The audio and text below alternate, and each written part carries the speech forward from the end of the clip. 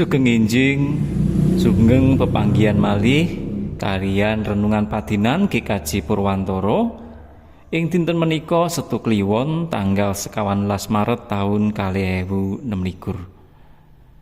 Para sedherek ingkang kinasih, renungan ing dinten menika kapendhet saking Yohanes setunggal ayat 6 dumugi 7 ingkang mekaten surasipun.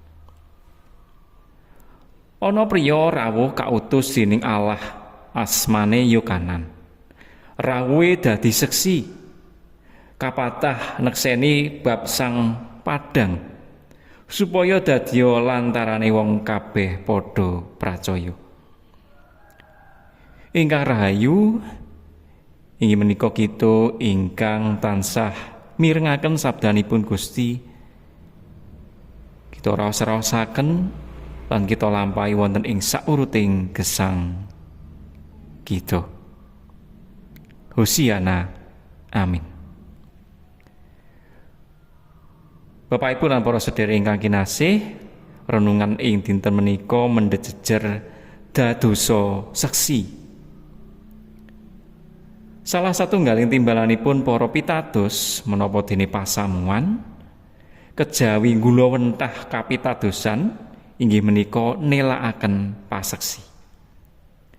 Sarehne panggula wentahing kapitadosan menika sampun katindakaken wonten ing pangibadah, pakempalan pandonga, panyuraos kitab suci, piwulanging katekisasi, sekolah minggu, lan kegiatan sanes-sanesipun kalebet patuwen nelakaken paseksi dados timbalan ingkang ketingalipun mirunggan.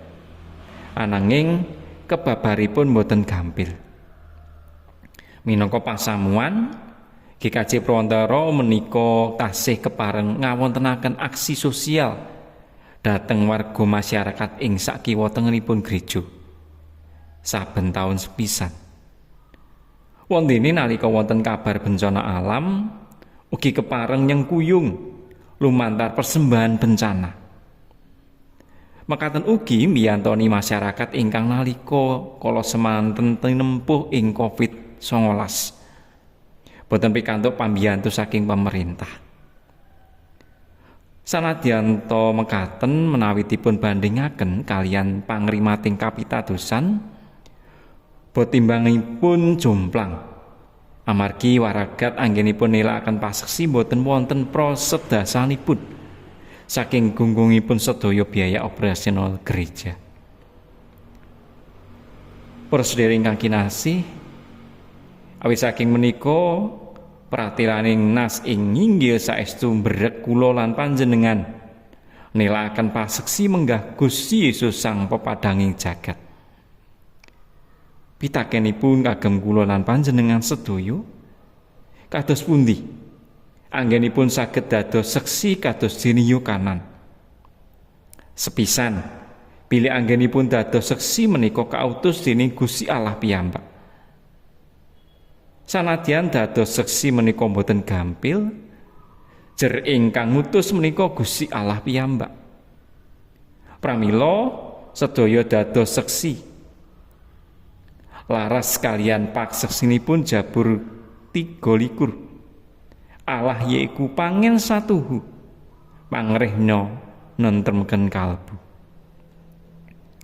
Ingkang kaping kalih ngundangaken lan mbabaraken paseksi bab pakaryan kawilujenganipun Gusti Allah ing Sang Kristus ingkang kepareng mbabaraken katresnanipun Gusti Allah ing kasangsaraning salib kinantenan iklasing manah ing urban murih karahayaning sesami. Amin. Gusti Allah tansah berkahi kula lan panjenengan sami. Sumangga kita ndedonga. Gusti Allah Rama kasuwargan kepareng atur panuwun kagem pangrimating gesang kawula sami. Matemah kawula sami saged nindakaken pakaryan ingkang paduka paringaken. Kawula nyuwun kegiatan saking paduka supados kawula sami saged dados saksi paduka teman berkah pangrimat paduka ugi saged karaosaken tumrap sederek-sederek sanes sakiwa tengen kawula. Namun dumateng paduka kawula nyuwun kekiyatan menika wonten ing Sang Kristus Yesus pandonga menika kawula aturaken. Amin. Mekaten para sedherek ingkang kinasih, renungan padinan ing dinten menika Gusti tansah nganti lan berkahi kita sami. Amin.